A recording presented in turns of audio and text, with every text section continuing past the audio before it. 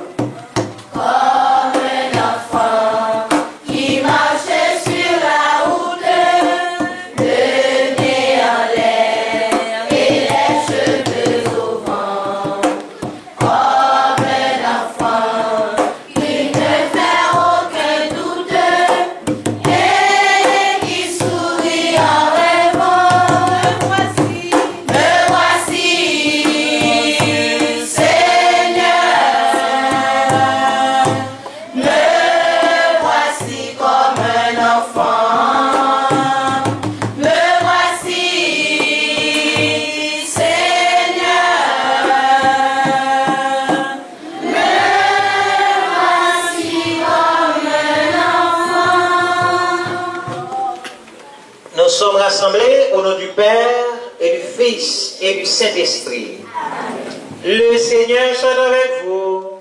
Et avec votre esprit. Très cher abbé, chères sœurs, distingués professeurs, mes chers enfants, bonjour.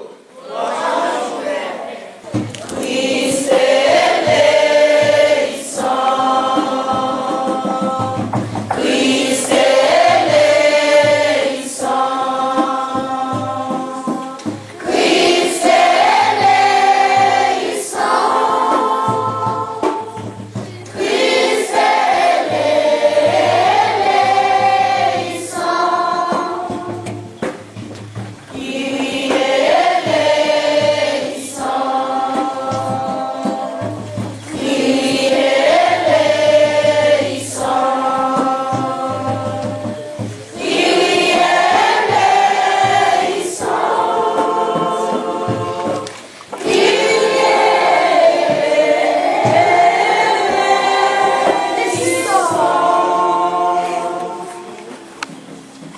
Et maintenant, chantons le groupe.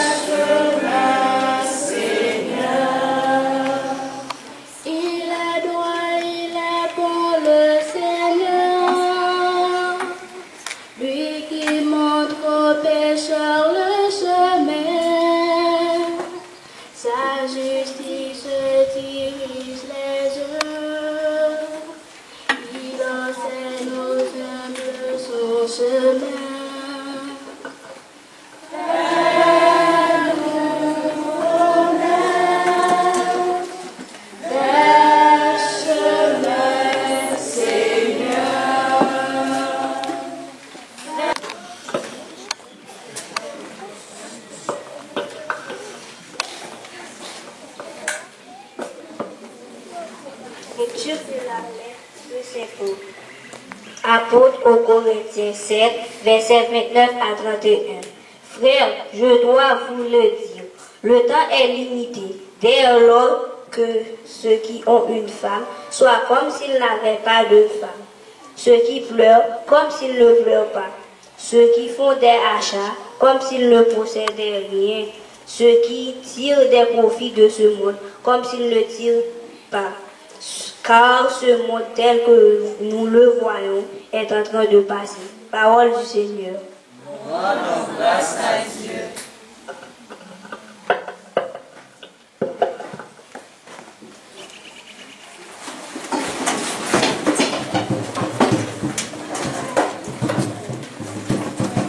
Parole comme un glace, en bouillon chandelle.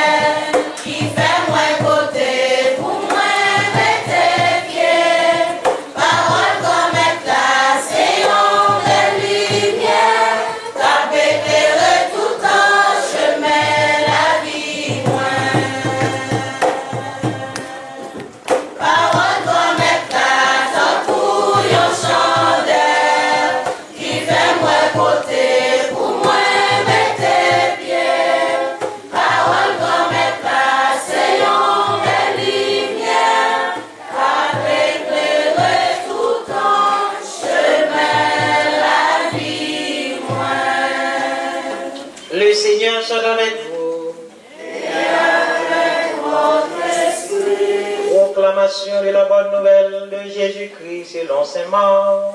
Gloire à toi, Seigneur. Saint Marc, chapitre 1er, du verset 14 au verset 20. Après l'arrestation de Jean-Baptiste, Jésus partit pour la Galilée proclamer la bonne nouvelle de Dieu. Il disait, les temps sont accomplis. Le règne de Dieu est tout proche. Convertissez-vous et croyez à la bonne nouvelle. Passant au bord du lac de Galilée, il vit Simon et son frère André en train de jeter leur filet. C'étaient des pêcheurs. Jésus leur dit, venez derrière moi. Je ferai de vous des pêcheurs d'hommes. De connaître en nous-mêmes ce que nous devons faire face à la réalité divine, face à la réalité sociale et ecclésiale. La conversion n'est pas un vain mot. C'est un mot où nous devons nous intégrer totalement et nous devons nous abandonner à Dieu. C'est un abandon total, un dépouillement de soi. Chacun de nous sommes tous appelés à la conversion. La conversion, c'est bien un changement total de l'être humain. Un changement au niveau spirituel profond. Un changement qui nous permet de rencontrer dignement le Seigneur. C'est passer d'une vie à une autre. C'est comme un moment de Pâques. Nous faisons ce passage, un passage spirituel, un passage certainement du péché à la vie en Dieu. Si nous prêtons l'esprit notamment à ce que nous entendons par la conversion, c'est que la conversion est avant tout un pas qui nous permet de rencontrer Dieu.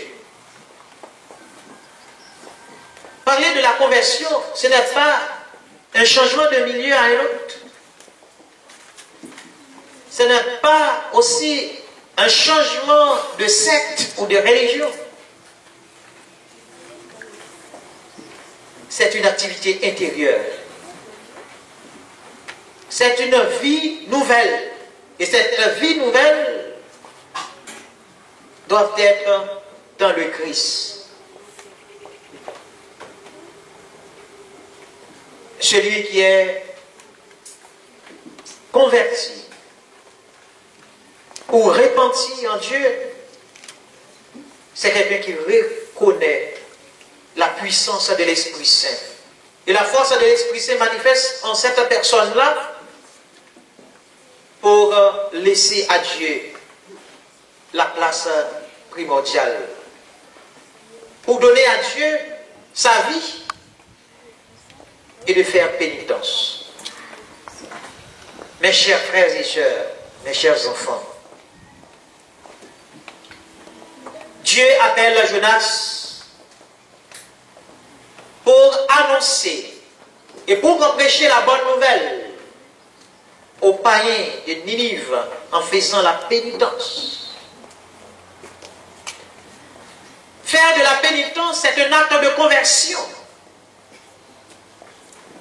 C'est un acte de changement de vie intégral. Et chacun de nous, nous devons nous considérer comme un membre de la communauté de Ninive.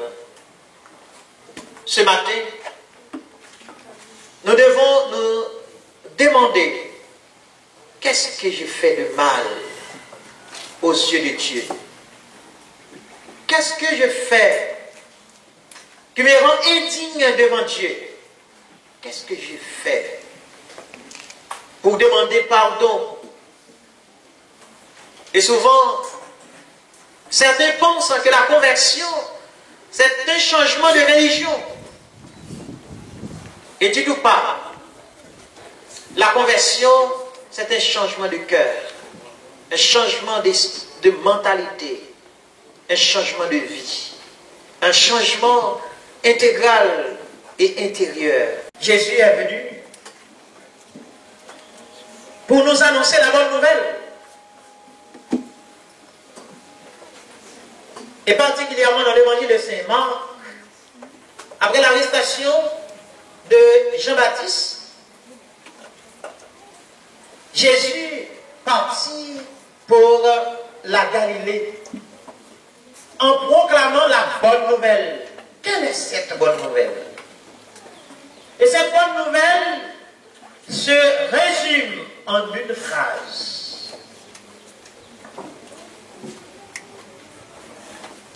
Et vous allez porter ça en vos cœurs chaque jour, en vous-même. Qu'est-ce que ça veut dire pour vous? Et avant tout, je veux vous demander de répéter après moi et de garder ça par cœur. Le temps est accompli. Ensemble. Le temps est accompli. Le règne de Dieu est tout proche. Le règne de Dieu est tout proche. Convertissez-vous. Convertissez-vous. Et croyez en la bonne nouvelle. Et croyez en la bonne nouvelle. On répète encore. Les temps sont accomplis. Les temps sont accomplis. Le règne de Dieu est tout proche. Le règne de Dieu est tout proche. Convertissez-vous. Convertissez-vous. Et croyez en la bonne nouvelle. Et croyez en la bonne nouvelle. N'a pas répété pour comprendre. Les temps sont accomplis. Le règne de Dieu est tout proche. Convertissez-vous et croyez en la bonne nouvelle. Encore. Les temps sont accomplis. Le règne de Dieu est tout proche. Convertissez-vous et croyez en la bonne nouvelle. Pourquoi non?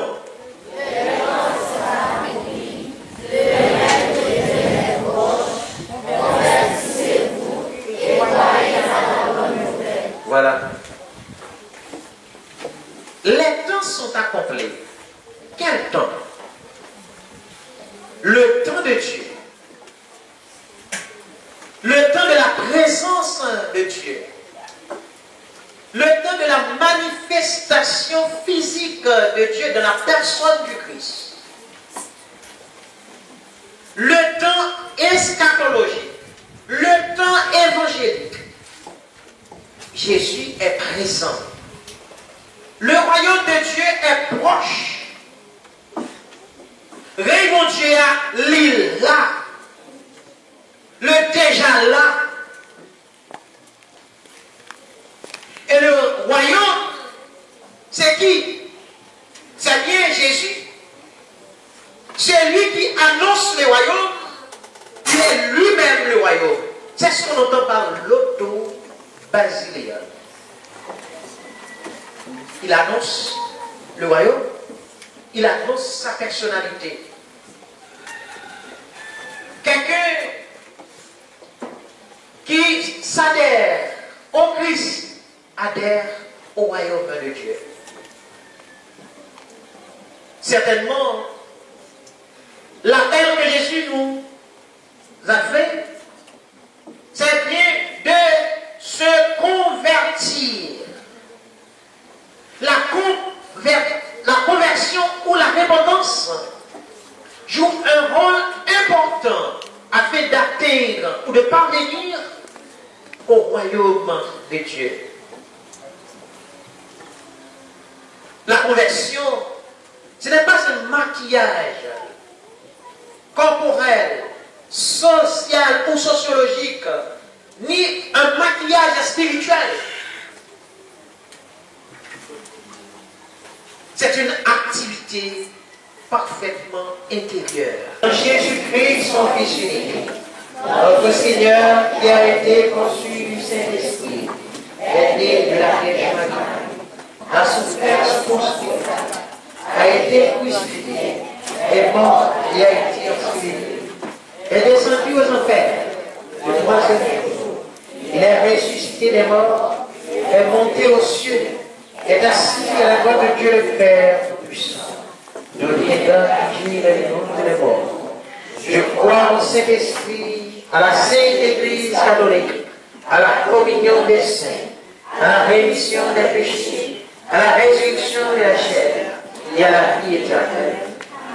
Nous croyons en Dieu, Père, Fils et Esprit Saint, seul Dieu en trois personnes.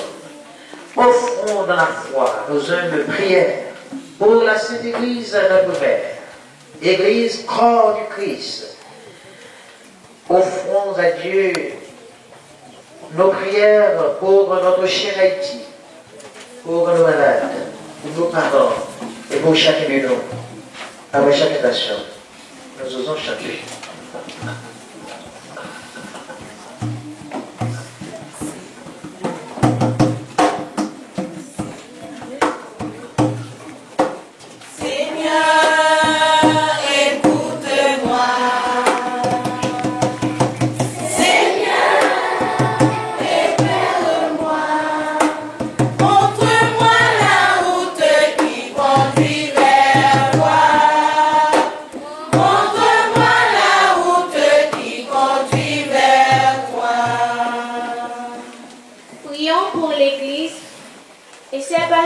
Donne-leur ta grâce, Seigneur, afin qu'ils soient à l'exemple des apôtres, des vrais pécheurs. Donc, nous t'en prions. Seigneur, écoute-moi.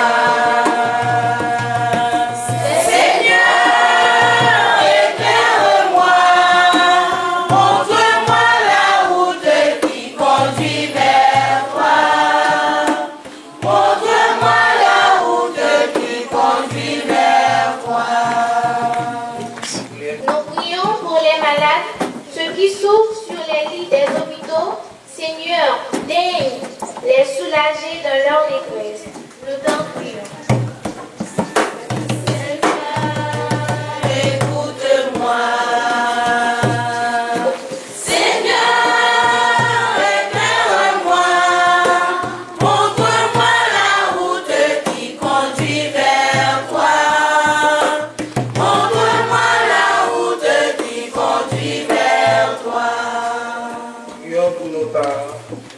Et nous-mêmes, demandons à Dieu de nous garder sous sa sainte protection. Écoutez nos prières.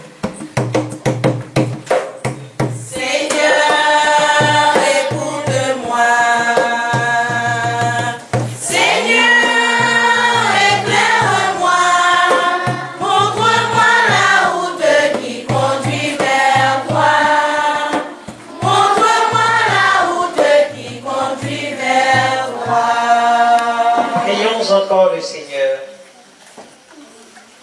Dieu notre Père, répands ton Église en prière et daigne nous écouter ce matin la prière les prières dont nous te présentons, et donne-nous ta grâce, toi qui règnes pour les siècles des siècles. Amen.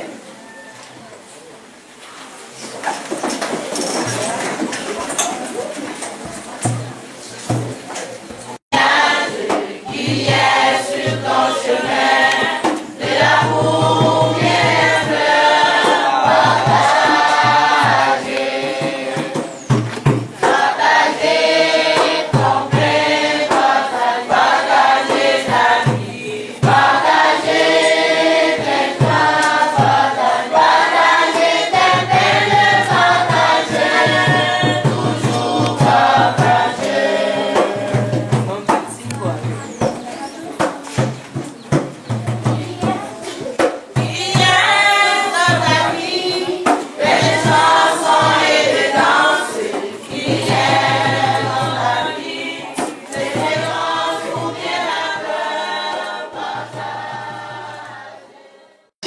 sœurs, chers professeurs, chers parents, mes très chers amis, bonjour. Bonjour. Ok, alors ce matin, sous la mouvance de l'Esprit Saint, nous sommes contents. Contents pour dire merci à Dieu, lui l'auteur de notre vie, lui seul que nous devons adorer tout au cours de notre existence. Alors avec vos mains, je vous invite à applaudir Dieu pour le remercier.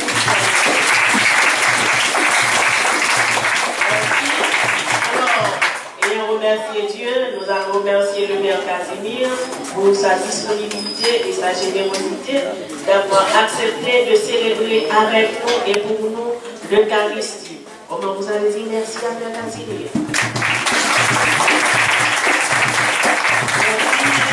Merci à Mégarison, merci à tous les parents qui sont ici, qui participent avec nous à la célébration eucharistique. Merci, très chers parents. Nous vous portons dans nos cœurs.